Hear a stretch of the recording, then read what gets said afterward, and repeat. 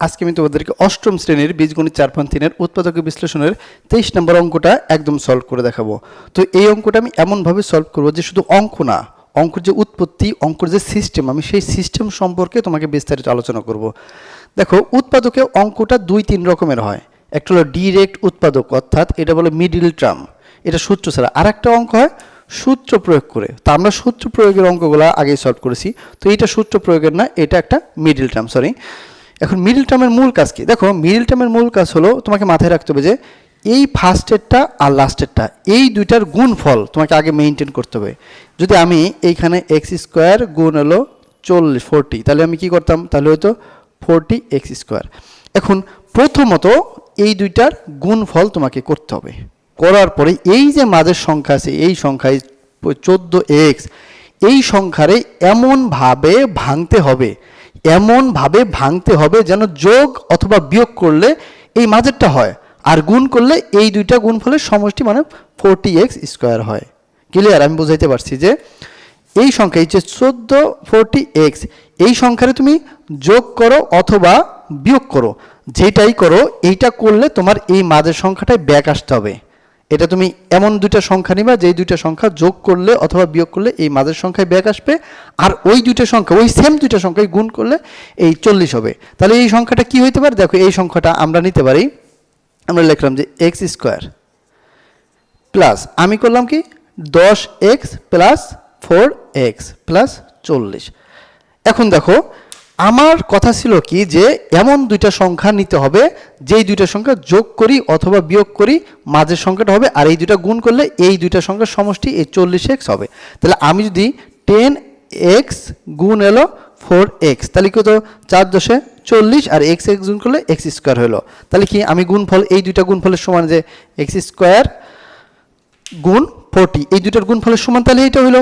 আবার আমি দেখি এইটার আগে কি যোগ চিহ্ন, এটার আগে কি যোগ চিহ্ন, তাহলে যোগ যোগে প্লাস প্লাসে কি প্লাস প্লাসে প্লাস, তাহলে এই যেটা 10 × 4 = 14, তার মানে ব্যাক আসলো। তাহলে এই দুইটার যোগফল প্লাস অথবা মাইনাস, এই দুইটার মাইনাস হবে এইটার সমান, আর এই দুইটার গুণফল হবে এই দুইটার সমান।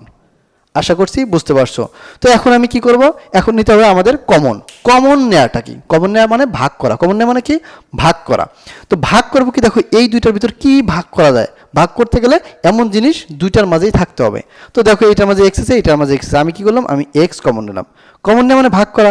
তাহলে দুইটা x থেকে যদি আমি একটা x ভাগ করে নিই, তাহলে আর কয়টা x থাকে? আর একটা x থাকে, তা হইলো x। এইটা দিলাম প্লাস, প্লাস ছিল প্লাস, আর এইখান থেকে একটা x নিলে থাকবে অনলি 10। এইখানে আবার আমি কমন নেবো। কত নেবো? দেখো, এখানে x নাই, এখানে 4 কমন না যায়, কারণ 4 এইখানেও ভাগ করা যায়, এইখানেও ভাগ করা যায়। তাহলে আমি কি কমন নেবো? আমি হলো 4 কমন নিলাম। তাহলে 4 এর ভিতরে যায় একবার, তাহলে 1 x এর সাথে গুণ করলে অনলি x থাকে। 4 কমন নেওয়া মানে কি? কমন নেওয়া ভাগ করা। তাহলে 4 এর ভিতর থেকে যদি আমি 4 নিয়ে নিই, থাকে কি 1। এখন 1 এর সাথে কি এটা গুণ অবস্থা আছে? দেখো, এইখানে কিছু নাই মানে গুণ অবস্থা আছে। তাহলে যদি 1 × x হয়, তাহলে সমান x হয়। আমি সেই xটাই লিখলাম, এই যে ব্র্যাকেট দিলাম, প্লাসের প্লাস দিলাম। 4 মানে 4 40 এর ভিতর কয়বার যায়? 10। আমি আগেই বলছি কমন মানে ভাগ করা। তাহলে এইটা হলো, এই দুইটা রাশি সেম হইতে হবে। যখনই তুমি এরকম মিডল টার্ম করবা, তাহলে এই দুইটা রাশি সেম হইতে হবে। তাহলে সেম হলে কি হবে? তাহলে আমি রাখলাম x + 10, আর আরেকটা রাশি হলো x + 4। এইটাই তোমার অ্যান্সার। তো আশা করছি তুমি বুঝতে পারছো। আমি আরেকবার তোমাকে বোঝাই। মিডল টার্ম এমনভাবে হবে যে মাঝের সংখ্যা তোমাকে এই দুইটা, প্রথমে এই সংখ্যা আর এই সংখ্যার গুণফল তোমাকে বের করে নিতে হবে মনে মনে। এই দুইটা গুণ করলে কি 40x²। ওকে, এটা গুণ করে নিলাম, এই দুইটার কি 40x²। এখন এই যে মাঝের যে সংখ্যাটা, এই মাঝের সংখ্যা, এমন দুইটা সংখ্যা আলাদা আলাদা করে যোগ বিয়োগ করতে হবে, মানে এই সংখ্যাটা ভাঙতে হবে। সোজা কথা, এই সংখ্যাটা ভাঙতে হবে। এমন দুইটা সংখ্যা দিয়ে তুমি ভাঙবা যে ওই দুইটা সংখ্যা যদি তুমি যোগ করো অথবা বিয়োগ করো, তাহলে এইটা হবে। তুমি যোগ করা লাগলো যোগ করো, বিয়োগ করা লাগলো। যদি তোমার এরকম হইতো যে ধরো আমি -7 তাহলে এই দুইটা কি মাইনাস মাইনাসে 14 হইতো, এইরকম আমি বলছি যে। আবার যদি +7 + 7 এই 14 হইতো। তো এই রকমই বলছি যে দুইটা সংখ্যা তুমি বিভক্ত করবা, ওই দুইটা সংখ্যা যোগ করেই হোক বিয়োগ করে হোক এই 14x হওয়া লাগবে, মানে 14 হওয়া লাগবে। আর ওই দুইটা সংখ্যায়, যে দুইটা সংখ্যা বিভক্ত করছে, ওই দুইটা সংখ্যার গুণফলই এই দুইটার সমান হওয়া লাগবে। তো সেই সোর্সে আমি কি করলাম?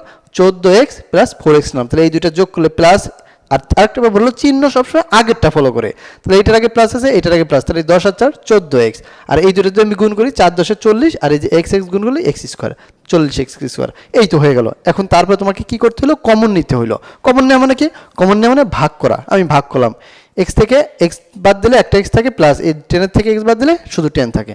এইখানে 4 কমন নিলাম, এক্সের থেকে এক্স 4x থেকে 4 কমন নিলে শুধু এক্স থাকবে, প্লাস 4 10 ভিতর 40, তারপরে এই দুইটা রইলো। তো আশা করছি তুমি বুঝতে পারছো।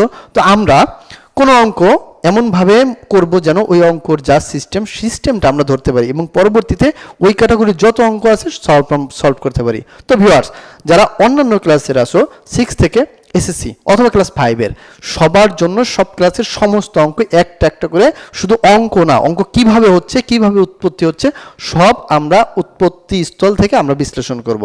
এবং সমস্ত ক্লাসের ইংলিশ আমরা এই চ্যানেলে ভিডিও আপলোড দেবো। তো তোরা যারা আমার এই ভিডিওগুলো ভালো লাগবে, তারা অবশ্যই ইংলিশ হোক, অঙ্ক হোক, যে কোনো ক্লাসের হোক, পাশেই থাকো, সাবস্ক্রাইব করো। দেখা হচ্ছে পরবর্তী ভিডিওতে যে কোনো ক্লাসের যে কোনো ম্যাথ, যে কোনো ইংলিশ নিয়ে।